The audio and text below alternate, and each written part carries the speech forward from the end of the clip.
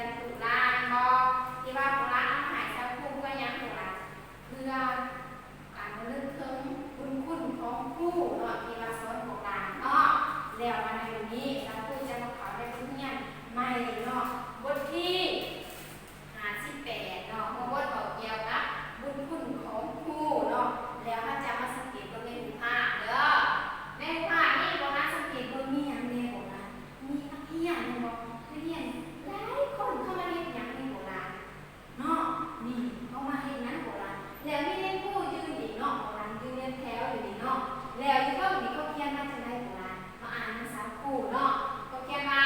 จงเสยวันคู่แห่งชาติ7 ตุลายืนแสดงว่าในนี่มันเขาจัดงานโบราณเขาจัดงานวันคู่เป็นบอกคือเดี๋ยวเขาจัดแต่ละปีเนาะเขาเรียนเท่ากับอะไรจัดในโบราณจัดงานคู่จัดงานคู่นักเรียนเขาเห็นอย่างโบราณเขาก็เอาโซดอกไม้ไปมอบให้ในคู่เป็นบอกบอกให้ในคู่เพื่ออย่างโบราณหนูบอกเพื่อแสดงถึงความหูบุญคุณของคู่เนาะโบราณเนาะที่ว่า